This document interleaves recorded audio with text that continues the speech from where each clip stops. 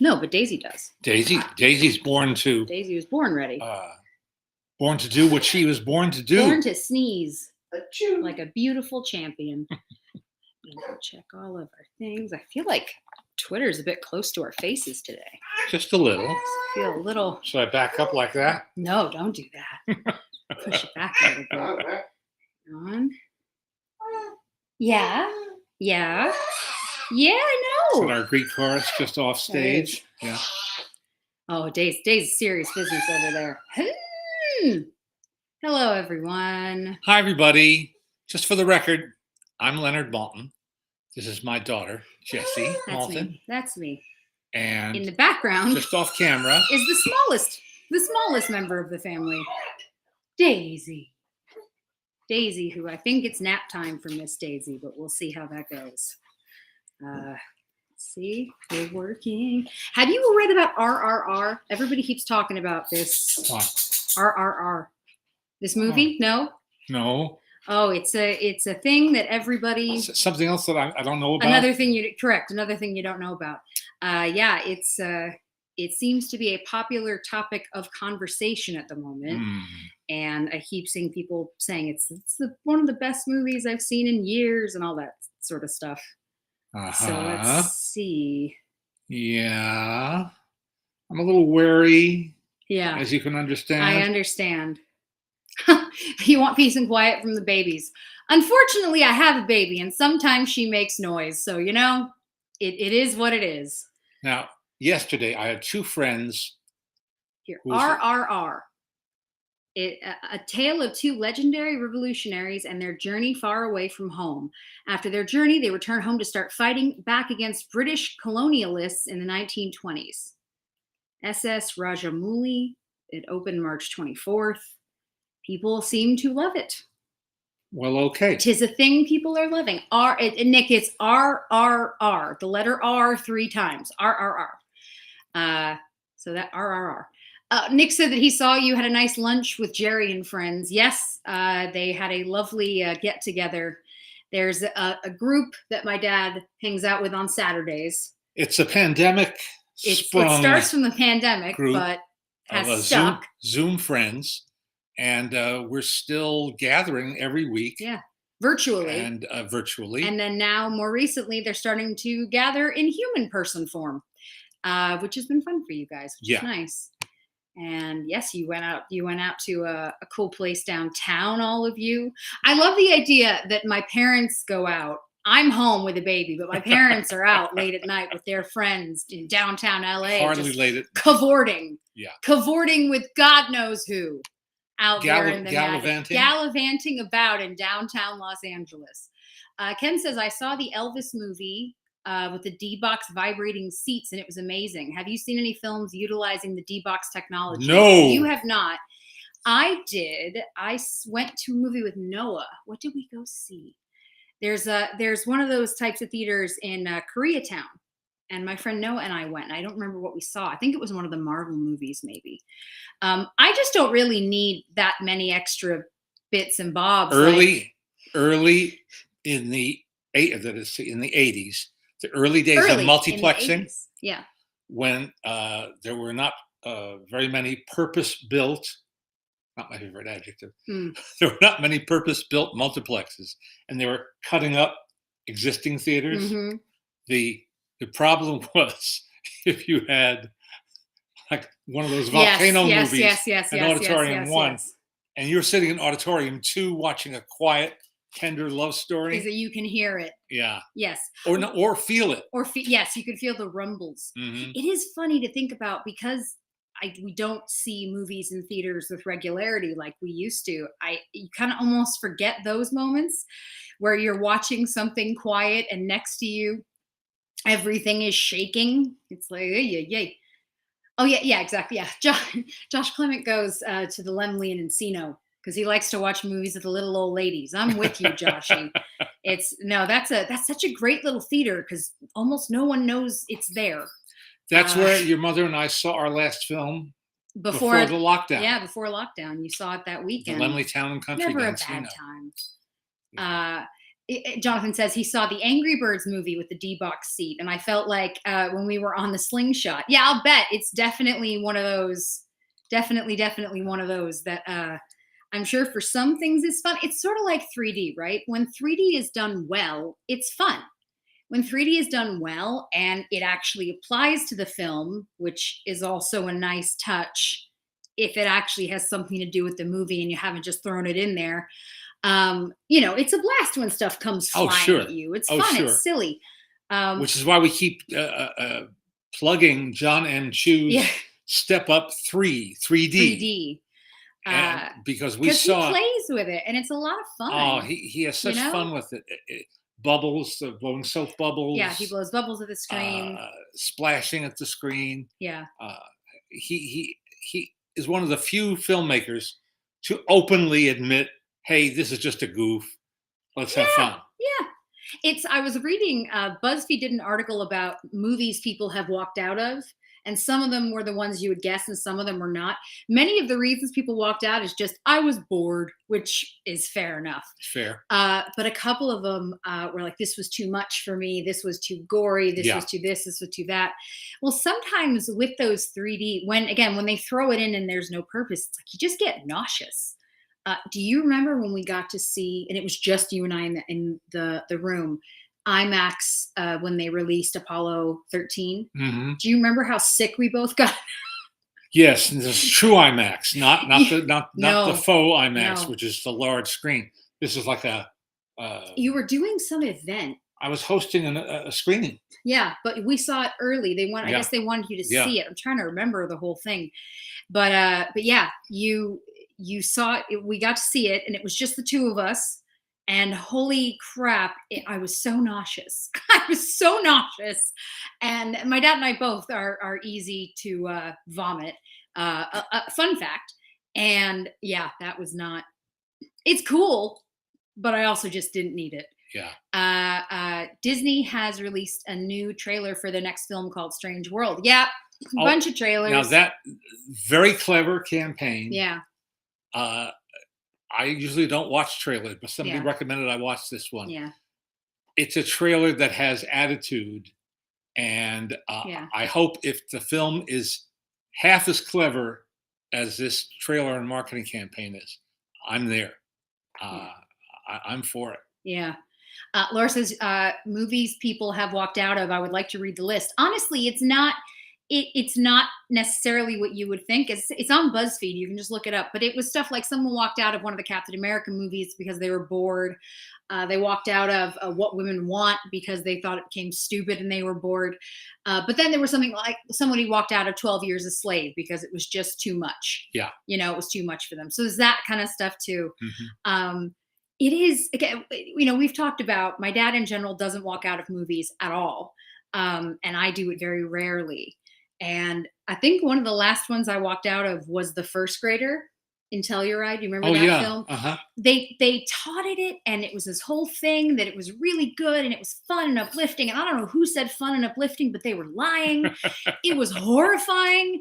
This poor man has been tortured and he can't function and all this stuff. And it was just like, yay. And it was one of their midnight screenings. On top of everything else, it was a midnight screening. And I was sitting there going, why am I here? Oh, this is, I'm going to leave. And I did. And you know what? It was a good call on my part.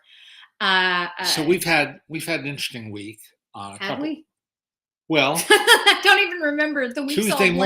Tuesday morning was a red letter day. Oh, that. Pause, because that's important. I just want to grab some of these questions. We're going to do, that's the most important thing that happened this week. So Christy is saying, have you ever walked out of a movie you were watching at home?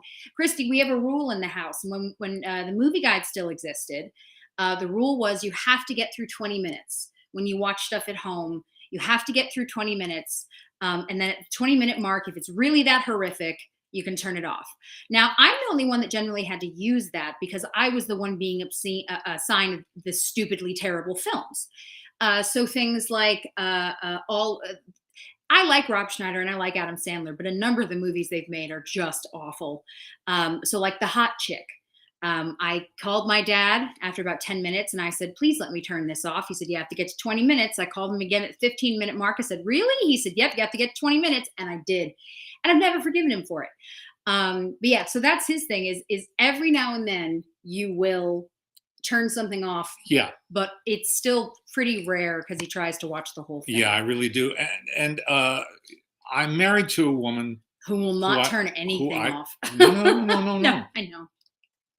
I'm married to a woman who I love and admire and adore, but not the most patient person in the world.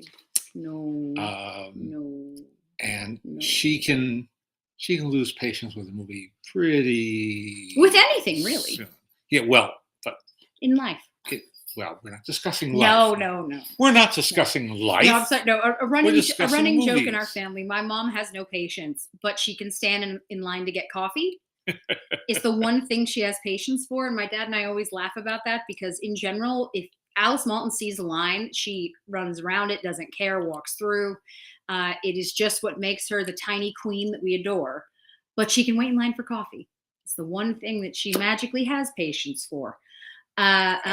Leonard, do you know? To quote the King of Siam, I am what I am. No, it's a puzzlement. A puzzlement. Leonard, do you know if any HD restorations will be done with Fleischer's Superman shorts? I do not know. I know that it took many, many years for Warner Brothers to acknowledge their ownership of those cartoons because they were presumed to be in the public domain. I think they may well be. But there are other issues of music rights and underlying rights to the character and all that. And they finally went back to the source negatives and released them on, certainly on DVD. I'm pretty sure on Blu-ray as well. And they look spectacular. They're so good looking that even the copies look good. That's funny. And, but I don't know if that's, if they've done HD on that. Yeah, it's a good question. Yeah. Christy and CJ, Christy says, I would pay to hear Alice's commentary while watching The Room.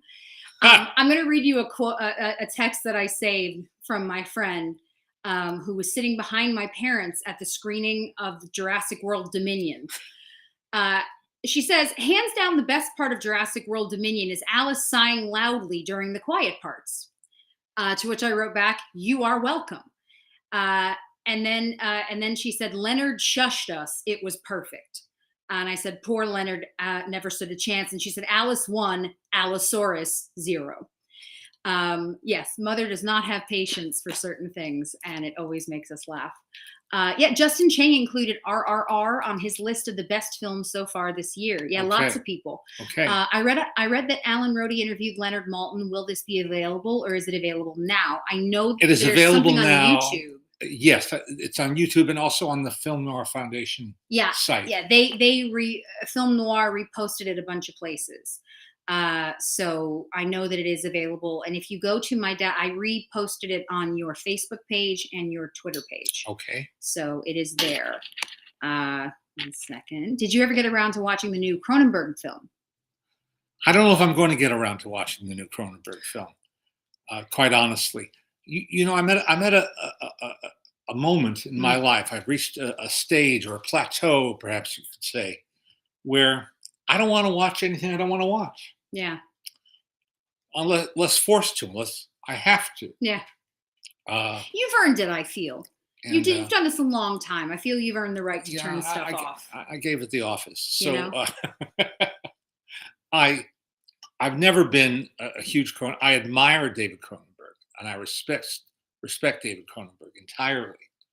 But his earlier, grislier films are just not my cup of hemlock, and this one apparently returns to his fascination with bodily functions and fluids, and I don't think that's going to work for me. Great. But I wish him a long life, and I'm happy for his fans. Yes. Just to go through, because a couple of you are asking about films that are coming out right now. And we talked about it a bit last week. Yes, you saw Elvis. you and Mommy sort of liked different parts of it. I thought it was fun for quite a while. I think you liked the beginning and yeah. didn't like the last half. Mommy liked that last half and didn't like the beginning. Right. For me, at a certain point, and I didn't track this or chart this, at a certain point, the film, for me, turned into a conventional, standard biopic. Dum, dum, dum. Could have been the Jolson story, for all we know. And having seen that great 2-part HBO documentary on Elvis a couple of years ago. It's not. I think it's more recent than that. It's relative. I don't think it's during the pandemic. Look it up. It's so good and so interesting. And that's where I learned all I know now about Elvis's relationship with Colonel Tom Parker, and about the sleazeball that was Colonel Tom Parker. But more importantly, about him and music. Yeah. And why he loved the music that he did and who he was. And it's fantastic. So I kind of like the razzle dazzle. Yeah. And then it became, as I say, conventional. Mm.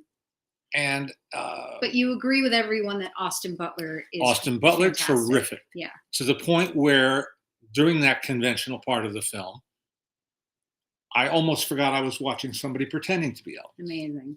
Amazing.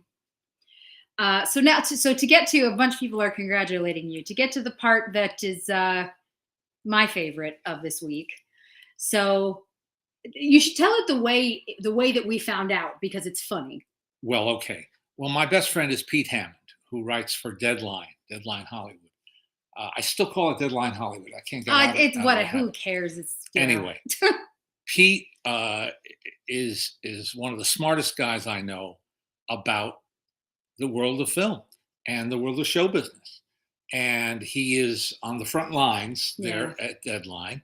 So the Academy, in a standard fashion, sent him a press release, which was embargoed till noon West Coast time. On Tuesday. So shortly after 9 a.m. Pacific time, he got this embargoed press release, which means he could not print it, publish it, But in scanning over the press release, which was announcing the 397 new invitees to become members of the Academy of Motion Picture Arts and Sciences. Approximately 8 names from the bottom. He saw my name. Yep. So this is just friend to friend. He called and said, he sent an email saying, hey, congratulations. Thinking that my dad had already been told. He had not. We didn't know. So my dad and I were sitting, I'm feeding the baby. He's having his breakfast at the table. And my dad goes, this just in, I'm in the Academy? And we said, what? So I went and I looked on my phone. I'm the house researcher, Googler, all of that. And I start looking, and I said, I can't find anything. And he said, well, let me email Pete back. I said, no, I'm just going to call him. So I called Pete. I said, Pete, what is this about? He said, oh, I didn't realize it.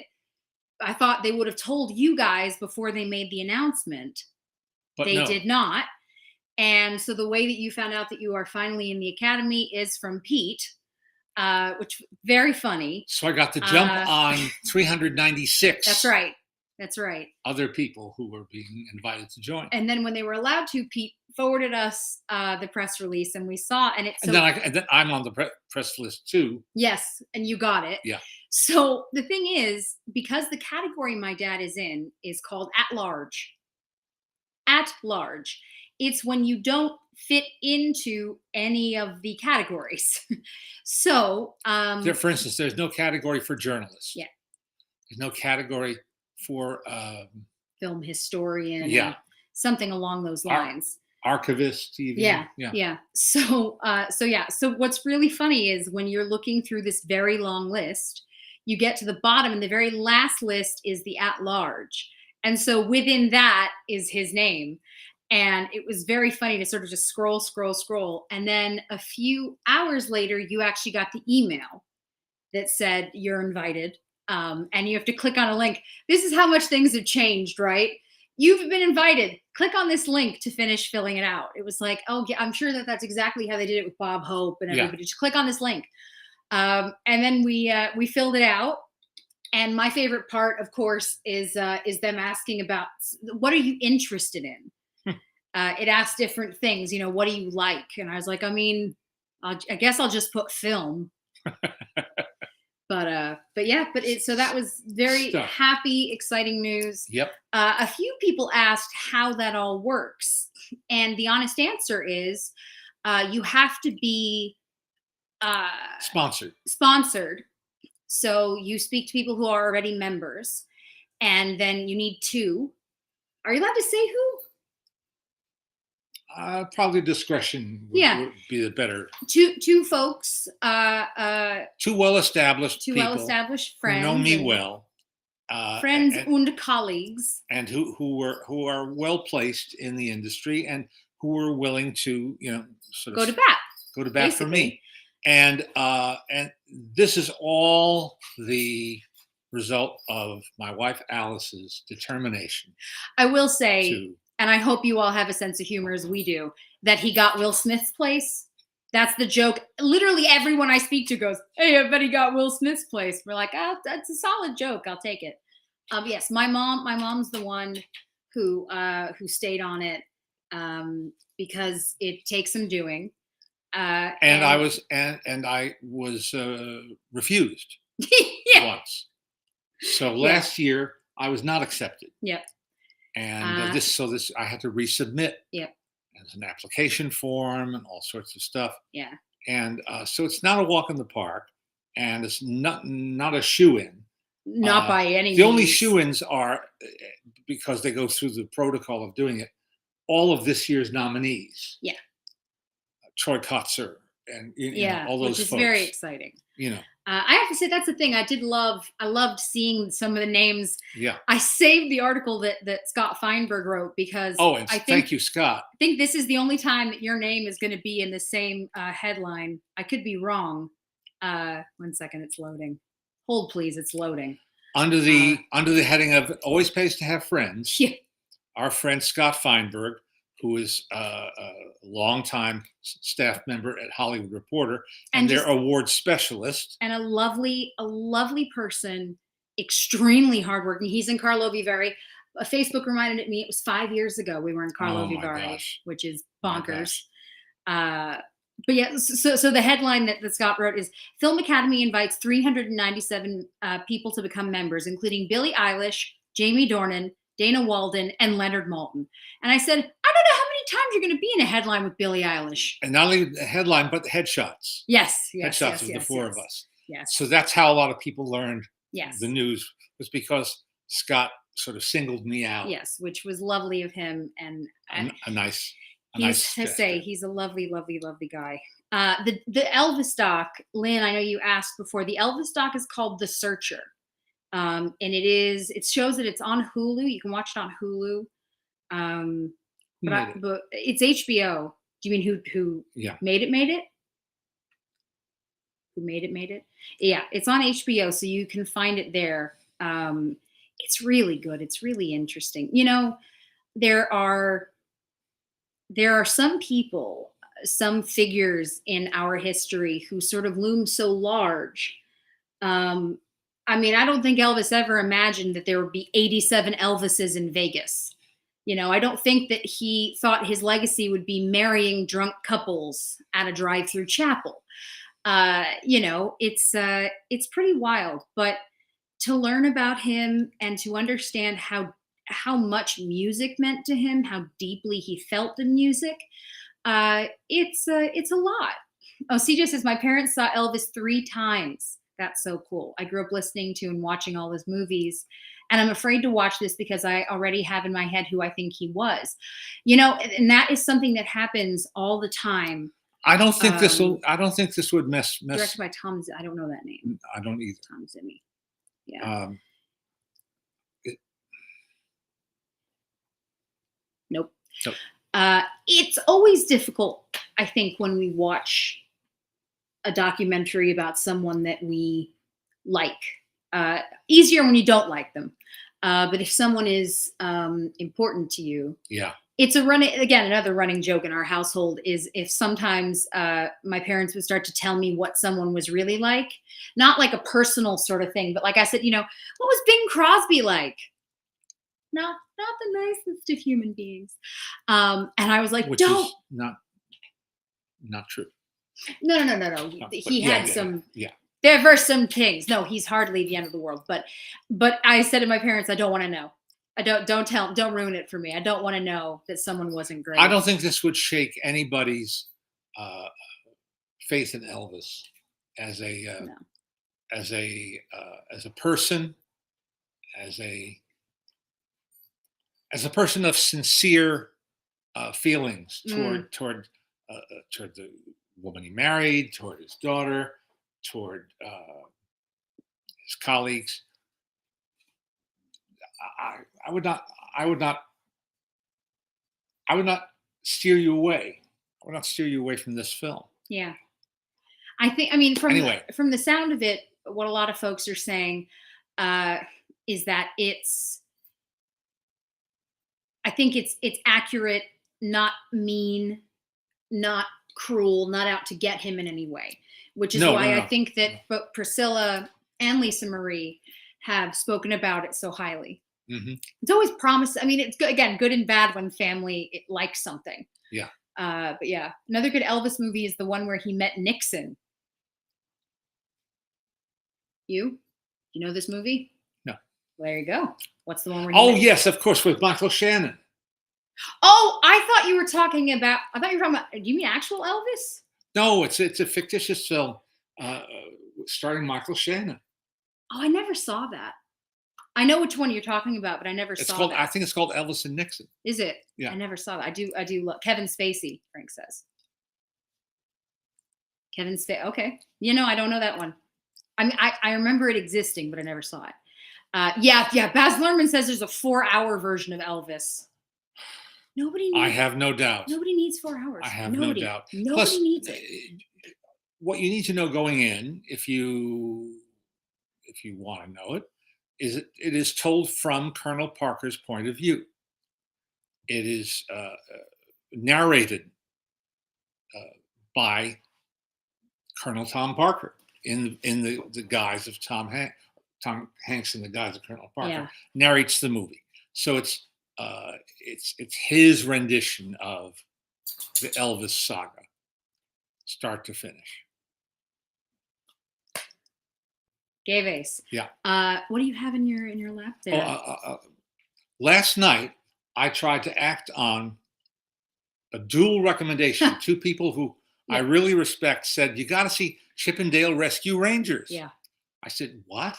They said, no, it's really good and it's really funny. I said, okay. So last night, Alice and I had, no plans. Nope. Okay, let's watch Chippendale Rescue Rangers.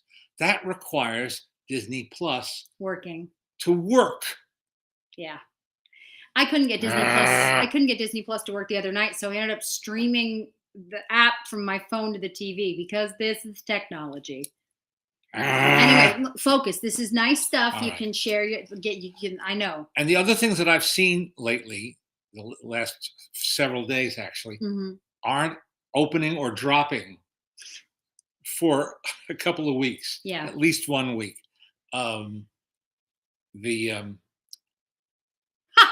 Professor Maltin talking about Chippendales, the best news all weekend. Thank you very much. But a lot of friends really enjoyed it. I actually haven't had a chance yet. I actually had a chance to interview Joyce Carol Oates, the author of the book Blonde, which has now been turned into a film. To explain, someone just asked, are you interested in the new Marilyn Monroe film Blonde?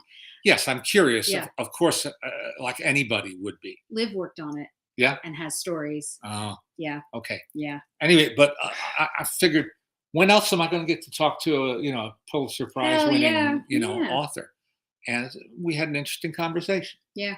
And I think I even bought a copy of the book so that she could sign it. Good. For me, as I did with John Irving in the Hotel New Hampshire.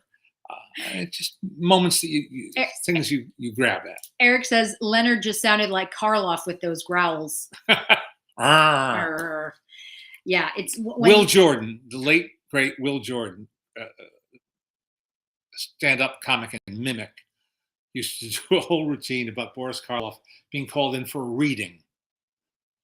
He's an unknown actor, reading actors for the part of Frankenstein's monster. And he keeps leafing through the script trying to find where his first dialogue is. And finally he finds it. Oh.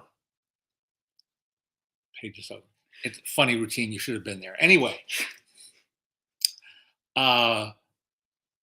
Next Friday on our Friday podcast, we will be dropping an episode in which we interview Dennis Lehane, the esteemed author of a lot of Boston-based crime stories that have been turned into good movies like Gone Baby Gone and Shutter Island and what's the other one I like a lot?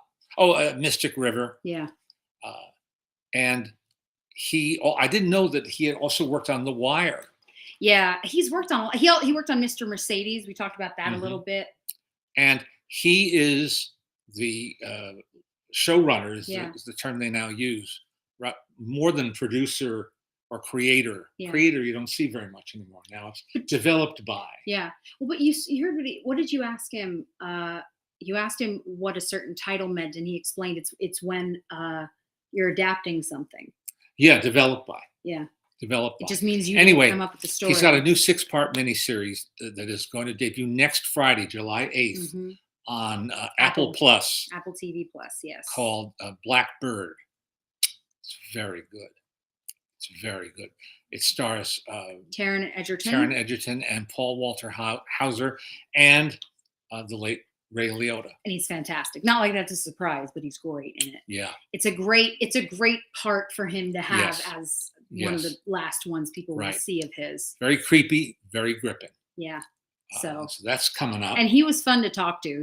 He starts off, the most interesting thing to me about doing the podcast is seeing if people sort of relax. Yeah. Because it's not that people aren't nice. It's just that people don't necessarily know what to expect when they're being interviewed by someone if you don't know them already. We don't know each other. So it takes him a minute. And then once he got comfy and relaxed, then he started making more jokes and interesting guy, really interesting guy. And he likes writing TV. Yeah. He really wants to keep working. He said that medium. He thinks the book that he's working on now will be his last book, and from here on out it'll just be screenplays and shows, which is it was a good chat. Yeah. So that'll be up next week. And Howard says, listen to your podcast with Dean Fleischer Camp and loved it, but having trouble streaming Forgotten Silver. I don't know if Forgotten Silver is streamed anywhere. I don't know if you just have to buy a copy of it. I really don't. You should ask Peter Jackson. Frustrating. Ask Peter. Frustrating. We must have a copy of it. I have a DVD. Yeah, exactly. An old-fashioned analog DVD. Yeah. I wonder if it's on YouTube. When in doubt, sometimes you can't find a movie, check YouTube. Sometimes people upload stuff. Yeah. And then but yes, our new episode that's new this week is with Dean Fleischer Camp, who is the fella that created the film that has just been released called Marcel the Shell with Shoes On, the one that I have told you many times. Let's say it again slowly. Favorites. Oh well. Marcel the Shell with Shoes On. Now you say it fast. Marcel the Shell. Now it's tough. Marcel the Shell with Shoes On. In addition to being a good enunciation test, is it just a charming, quite wonderful movie? That not a kids movie. Nothing that kids couldn't see. They might be bored. Yeah. It's actually a thoughtful. It's quiet, so they might be bored by it. But it's a great film, and I'm so happy to get to speak to Dean. Dean is lovely. We met him in Telluride for the first time, and he is, he's talented, and it was so much fun to talk about the movie, which again, I recommend highly, and see it if you can see it in a theater, because especially with a film like that, that's smaller and quiet, it would be really useful to see it in an environment that you were really focused. Yeah. I think that would pay. Someone says you could get Forgotten Silver at your local library. Ah. Interesting. Yes. Very interesting. A resource that I don't talk about often enough. True. We have a good library right near us, actually. A branch. Yeah. We have 2. There's 2 branches. Yeah. Yeah. We got 2 branches. Did you see Good Luck to You, Leo Grand? We didn't. Not yet. But it's on my list. My friend texted me this morning because she watched it last night and loved it. And I just told her how Emma Thompson is my hero. I think she's one of the greatest living human beings. I'm obsessed with her. We should all watch it. Yeah. Well, we're probably not together. Probably not. Remember what it's about? Yeah, probably not together. Probably not. We see enough stuff that we shouldn't see together. Not. Let's not watch that one together. Let's not do that. Yeah. And last night we watched My Old School. Oh, you did? Yeah. And? That good, eh? No, right. I liked it. It's a film where you well into the film, you're saying, where's this going exactly? You're still asking yourself that maybe an hour and a half in, 95-minute film. So was it good? I liked it. Okay. Did you like it? No. Lost interest. Okay. Lost interest. Alan Cumming is involved, and Lulu. If you have a long memory and are the right age to have seen To Serve with Love, and remember Lulu, pop singer turned actress for that movie, she does a voice and sings the song over the closing credits. News you can use. News you can use. Is it Scottish? Yeah. Yeah, it is. It's very Scottish. It's not a faux documentary. It's a genuine documentary that seems not like a documentary. Yeah. Okay. It's its own thing. Yeah. Okay. And it's going to open at Film Forum in New York. Yeah. And again, in a couple of weeks. Yeah. Or a week and a half or so. I am intrigued. Yeah, I was too. I am intrigued. I was too. So, Jesse, did you see the Nicolas Cage film Unbearable Weight of Massive Talent? So, because of the baby, I haven't seen anything in theaters since she was born. So, unless things come to the house via a screener or a link, or something starts streaming, I have not seen a whole bunch of movies.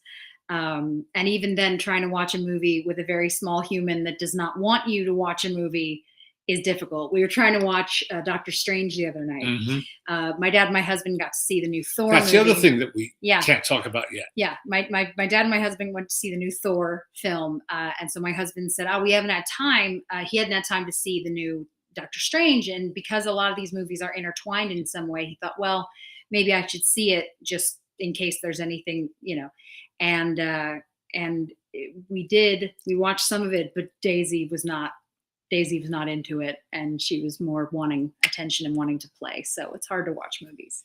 Have you seen it, Craig? Did you see it? I know you didn't, but I did. Did you? Yeah. When did you see it? Who are you again? Where'd you come from? I saw it. Are you sure? Oh yeah. Okay. When? In the multiverse. Not Doctor Strange, the Nicolas Cage movie. I know you saw Doctor Strange, the Nicolas Cage film. No, I didn't see. I know you didn't see the Nicolas Cage film. I wanted to, and I still want to. I know. I would know if you'd seen it. Nicolas Cage is very important to me. I would know if he'd seen Nicolas Cage. I love Nicolas Cage. I deeply, deeply love him. I think I've talked about this once before, but or twice. A couple of no about the me freezing. A few years ago at a premiere for his movie Mandy, he was standing not quite as close to me as my dad is, but almost that close. And I just froze. I just held completely still. And my friend said to me, why don't you introduce yourself and tell him you're a fan? I was like, I can't talk to Nicolas Cage. He's right there. He's right. I can't do it. And and that is how close I came to meeting Nicolas Cage, but couldn't because I had a heart attack. I couldn't. It's Nicolas Cage. Cool story, bro. I mean, really though. Yeah. It was so close. His hair, everything. He's so Nicolas Cage. He looks like Nicolas Cage. That's true. With that hair and the sunglasses, the whole nine. Carter Friend says, I took theatrical symposium in 2016. Wonderful class. I'm so glad. That is one of the names from the class my dad teaches at USC. And you just were somewhere else where someone said, "Hi, professor." Yeah. Yeah, it happens. It's very cool because he's been teaching for so long. It happens all the time. He meets students. Best class ever. Thank you, Jacob. Yeah, it's awesome. It's awesome. Oh, it's lovely to get that kind of feedback. Really, really. And deeply meaningful to me. We were we were at South by Southwest and we were waiting in line to see a movie, and this publicist walked past us and goes, "Professor?" And we were like, "Yes." She's like, "Oh, I'll get you seats." Ha! Pays off every now and then. All right. Show them what's in your lap because I want to see. First off, this is a restoration project long in the works. The Adventures of Ozzy and Harriet. If you grew up, you got it. If you're a baby boomer like me or a near baby boomer, I don't have to say very much more. Ozzy and Harriet. Ozzy Nelson was a band leader, married his singing star of the band, Harriet Hilliard, and Jersey Boy. Their son Ricky was born in my hometown, Teaneck, New Jersey, and they started a radio show in the 40s, and it became very popular and very good, very well written, really clever show. And they, at first, their real sons were too young to read radio scripts. There are other kid actors playing them. Very funny. And then finally they felt they were old enough. So the whole family went into the family business. And it was hugely popular for many, many years. I can't even name 435 episodes. That's a lot of episodes. From 1952 to 1966. That's a lot of episodes. Yes. So they've just restored season 1 and season 2. How many do you think you've seen of that? All 400 and something? No. No. No. And the two points are, no one ever figured out what Ozzy did for a living. I love it.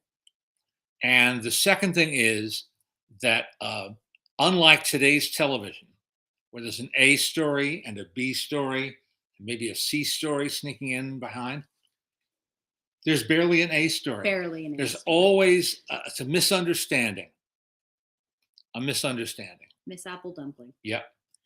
Ronnie says, Harriet, so adorable and follow the fleet. Yes, she is. Yes. She's very sweet in that. Okay, well, one of my favorite, I have so many favorite collectible things. You do. Well, I love sheet music. Yes. I love sheet music, and collecting sheet music for movie-related songs is fun, and it's affordable. And it's relatively inexpensive, amazingly enough.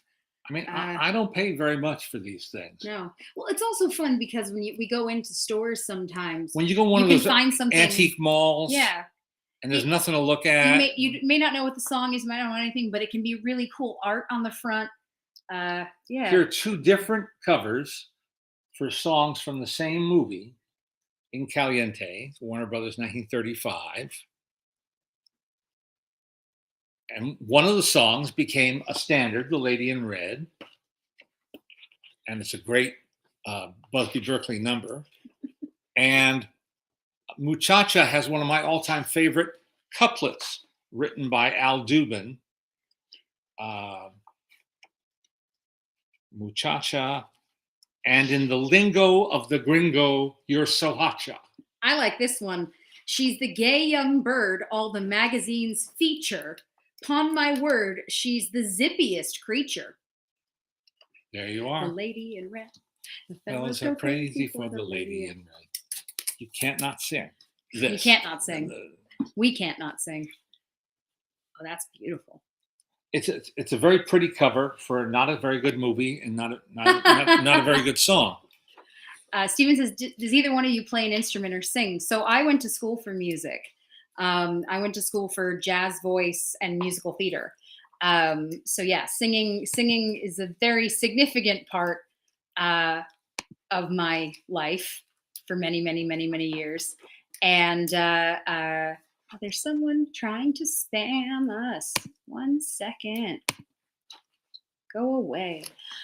So I did that. I can play the piano a bit, and we all play a bit of the ukulele. My dad plays more piano than I do and likes the ukulele. Yeah. My mom also went to school for music. My mom loves to sing. She went to school for musical theater. So yeah, we're one of the things about music-loving family. Sheet music is it's a reproduction of the one sheet poster image. So whereas you might have to spend 4 to 5 Hundreds. figures, thousands to get an original lithographed one sheet poster of this, you can get this maybe for $3 somewhere. Yeah. And why not? And why not? Yeah. Here's a great song that it says inspired by the movie, inspired by the United Artists picture of the same name. I Cover the Waterfront by the folks who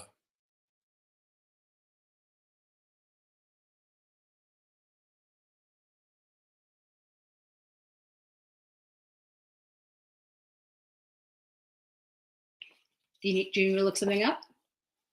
No, it's going to come to me. I believe in you. Anyway, Billie Holiday had the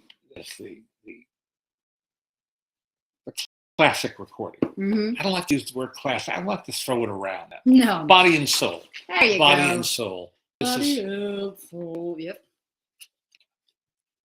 You should hear. So when Daisy starts to cry, again, for those who do not know, I have an 8-month-old daughter. When Daisy starts to cry, we all start singing. I can only imagine if somebody walked into our house and saw all of these adults standing around this very small human singing, and she loves it. She thinks it is great, and so it's a nice thing to have. Hello, muchachos. Hello to you. Jeff Bridges and John Lithgow star in a new TV show called The Old Man. Yeah, have you seen it, and have you interviewed any of them for your podcast? I would kill for John Lithgow, and I have been trying for years to get him. I dream of it.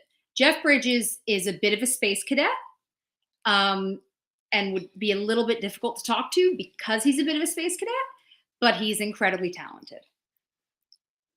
Okay. And no, we haven't seen the show yet. Did Mommy watch it? No, we started watching it. And it was too much. Too depressing. Okay. There you go. It's about a guy around my age, and Jeff Bridges and I are the same age, who's suffering, from some of the problems of old age. And after 15 minutes of watching it, we're thinking, why do we really want to spend time? I don't need that in my life. Right. Go on.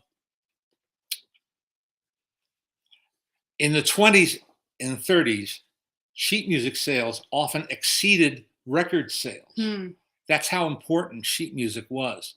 And one of the things I love seeing in old movies is sheet music demonstrators. That was a job.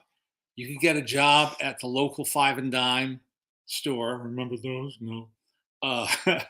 Or department store. If you could sit at the piano and sight read and possibly even sing along and demonstrate the song. Now, here's a song that made no splash at all that I'm aware of, called Angel in Disguise, from Warner Brothers film called It All Came True, with Humphrey Bogart, Jeffrey Lynn, and Sheridan gets top billing. Now, the first thing you'll notice is no Bogart. This is Could we not afford Bogart? Well, this is just before his breakthrough year, 1941, High Sierra, and then the Maltese Falcon turned his career around. And he would not be excluded from a poster after that. But this, like all Warner Brothers songs introduced in Warner's feature films, went into the library of Carl W. Stalling, who wrote this or compiled the scores for all the Warner Brothers cartoons. So he used Angel in Disguise, and there's a Sylvester and Elmer Fudd cartoon called Back Alley Uproar, where Sylvester sings this a la Spike Jones, the Spike Jones sound effects, and Once heard, never forgotten. Note to self. Now, because sheet music was a revenue generator and an important component of all that, they continued to put out sheet music long after it was likely to do them any good. Things I'd like to say. Oh, it's got the cool Cinerama logo. Yep. And someone asked a question actually about the Cinerama Dome just now. So Ryan says, I remember Daffy sang it in Yankee Doodle Daffy as well. Yep. There you go. As I said, it went into the repertoire. Mm-hmm. Here's another one I doubt that anyone has been warbling.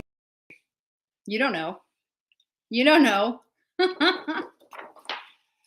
But then every now and then. Make sure they see it. Ah. That is intense. And then every now and then you come upon a song and you say, well, I know that song, but I don't remember it from that movie. So I know this song, but I didn't remember that it came from an Abbott and Costello movie.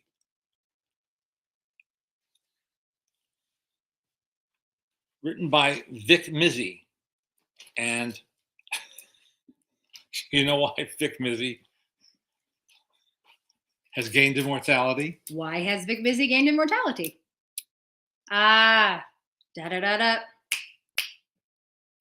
Also, his score for The Ghost of Mr. Chicken with Don Knotts. Well, that goes without saying. Yeah.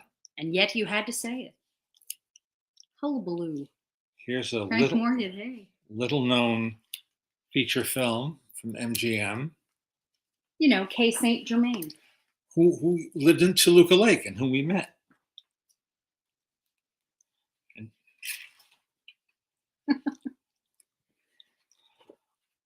there was a period in the late 40s when Fox and others were doing nostalgia movies about the 20s. June Haver. And so they would title their movie from the old song. Huh. Margie, I Wonder Who's Kissing Her Now, etc. They've also got fun, almost all of these on the back have either another song or something cool in the back. Here's another one that I doubt ever got played or sung. I Mobster. Lost, lonely, and looking for love.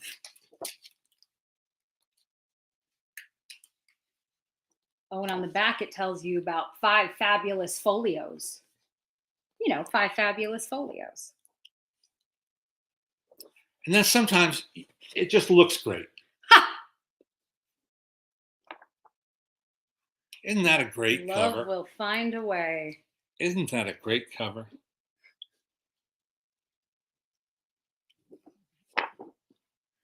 And Marion Nixon and Grant Withers in the headlines. From Whitmark. Whitmark was one of the 4 or 5 publishers, music publishers, that Warner Brothers bought. They scooped up all these music publishing companies at the dawn of the talkie era, and then plugged those songs in their cartoons and their feature films. So they were making money no matter what they did. And look at this nice promotion for Vitaphone on the back. Here is the high-hatted tragedian of song. Truly one of my favorite. Ted Lewis. The high-hatted tragedian of song from Circleville, Ohio.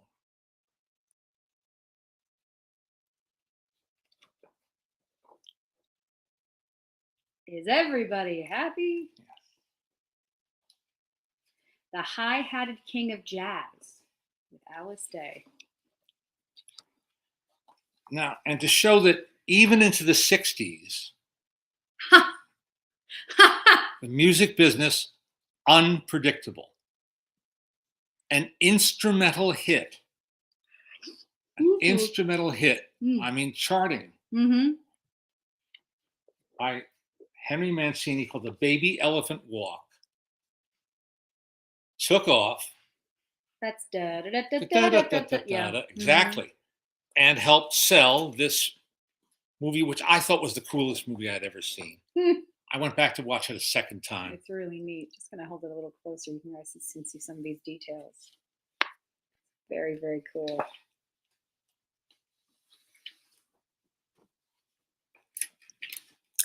Someone's asking if you ever met Rex Harrison. No, sorry to say. Now, okay, this is the other thing I almost forgot to bring up that I'm glad I got reminded of. This is a flop song from a flop movie featuring Lupe Velez. And Lupe Velez stars in The Half-Naked Truth, which I'm going to introduce this coming Thursday night on Turner Classic Movies. Ben Mankiewicz and I share the camera and the spotlight for an evening of RKO sleepers from the 1930s, all of which I programmed. So if you don't like them, you can blame me. I like them. We're showing Half-Naked Truth with Lee Tracy and Lupe Velez.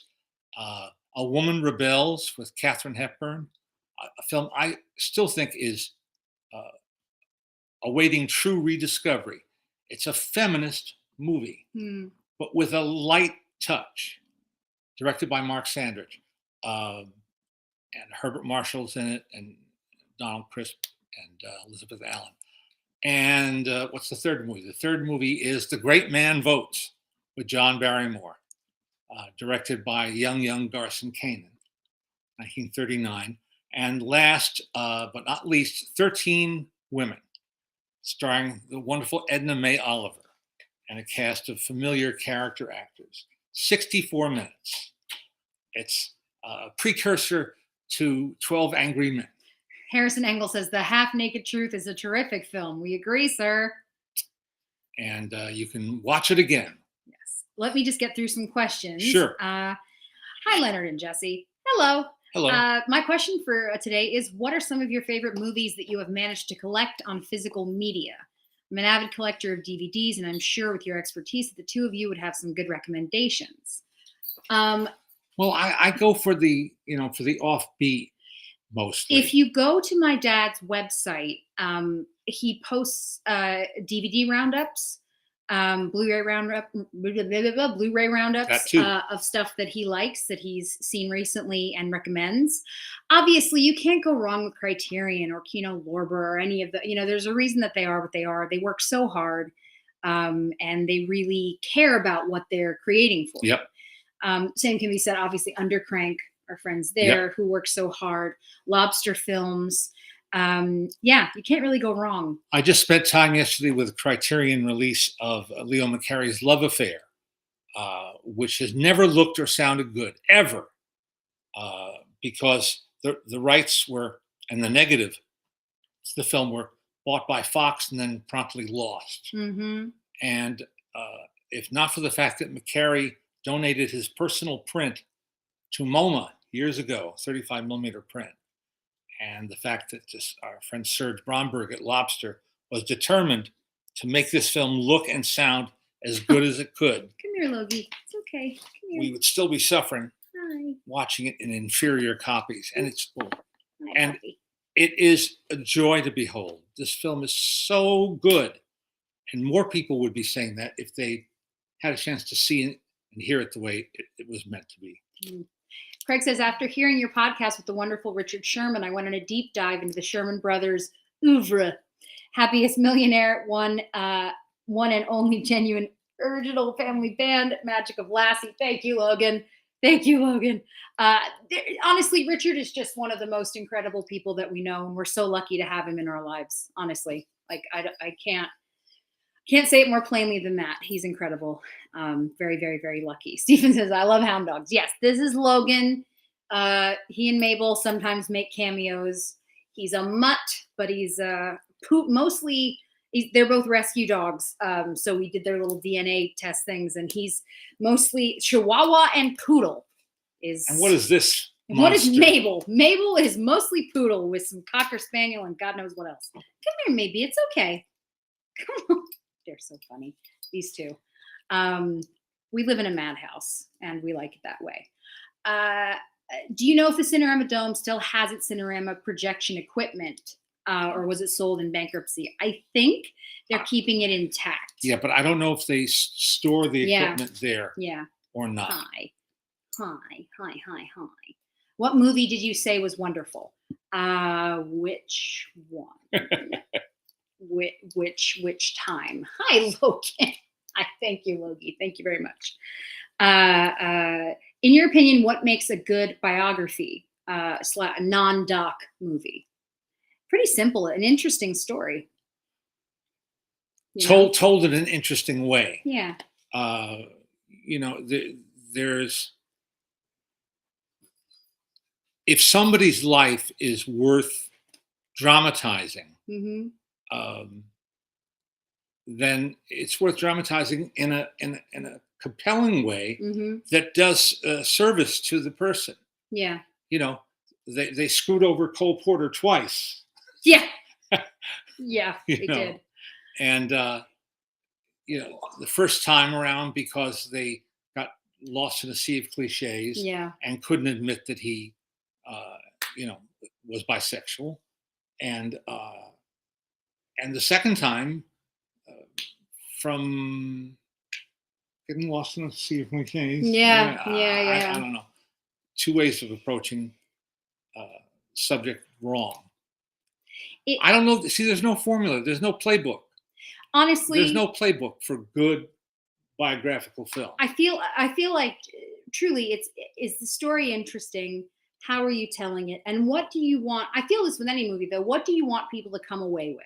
Yeah. That's it at the end of the day, right? What do you want people to come away with? 42 was a good movie. Not a great movie, but a good movie. And Chadwick Boseman, of course, was such a charismatic, actor. He brought verisimilitude. You believed him. Yeah, you believed him. Victoria says she's hoping for the Bernstein film. Yeah, my friend is working on it, and it's been a pretty incredible experience so far. I will tell you, this is my dad's favorite phrase, right? Not telling tales out of school, not telling anything.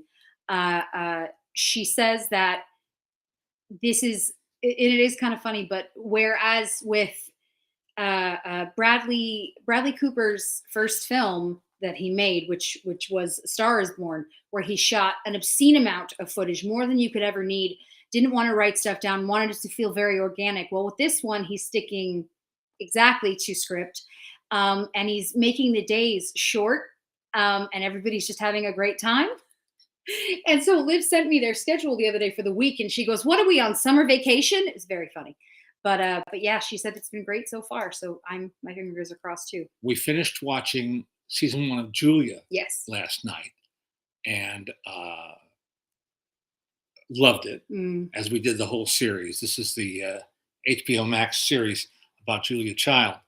And over the closing credits, they play Nancy Walker singing I Can Cook from the original cast album. One of my favorite songs. On the Town.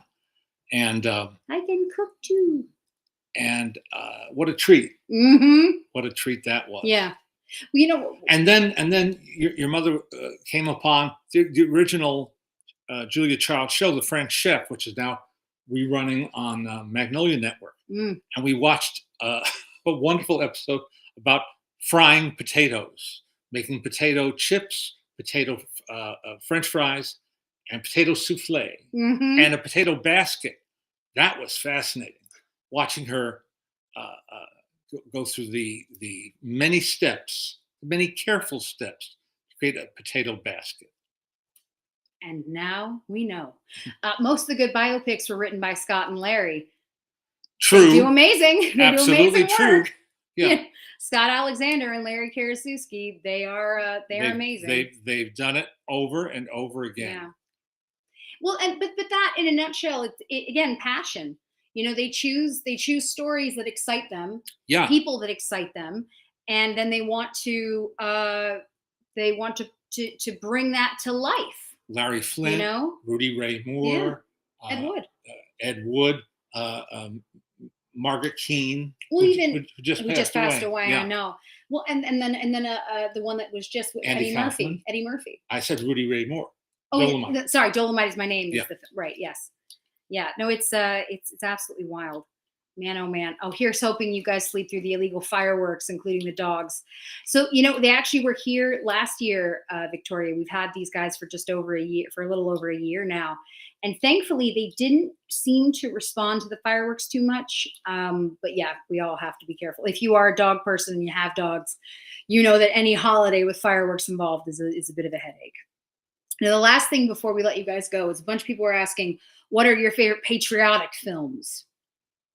I know. Or shorts. Yankee Doodle Dandy, Yankee Doodle Dandy, Yankee Doodle Dandy, Yankee Doodle Dandy. When I was growing up, and your mother's too, yep, there was only one way to celebrate the 4th of July other than going out watching fireworks and being in a parade over it. And that was to watch Jimmy Cagney's Oscar-winning performance in Yankee Doodle Dandy. So that's my recommendation. There you go. Another fun fact, Leonard Maltin loves fireworks. Loves them. My dad loves to watch good fireworks. Crazy about it. 1776. Yes, of course. Well, there's never a bad time. Another great choice. Never a bad time, is there? No, it's again. I feel like everybody's different with what they do for holidays, and what represents what for them. And definitely, I think any of those sort of I will say one of my favorite jokes going around right now is that America doesn't deserve a birthday this year, which is very funny. But yeah, I mean, what do you guys like? What do you look forward to watching, this particular weekend? My favorite thing about this weekend, honestly, is just relaxing and it being quiet. My husband has his first 3-day weekend in a long time. You guys get to relax. And he's been working so hard. He's been working really hard. You really deserve it. So yeah, it's exciting. The last thing I'll mention, and we'll tell you more about it next week, but we do have, we will be at Comic-Con, and our panel is going to be that Friday at 4:00. You're wrong, Leonard Maltin. And we'll tell you about it next week. Long live William Daniels, indeed. Yes, all day long. Yes. Everybody, and please be safe. Tune in TCM this coming Thursday. Yes, this Thursday. 8 p.m., starting at 8 p.m. Eastern, 5 p.m. West Coast. Yes. Logan recommends it highly. And do you want to disappoint this face? Do you? Do you want to disappoint this face? No, you don't. Everybody, please be safe. Be careful, especially with fireworks, with your animals. They don't like them. So take care, and we will see you next week. Be kind. Bye.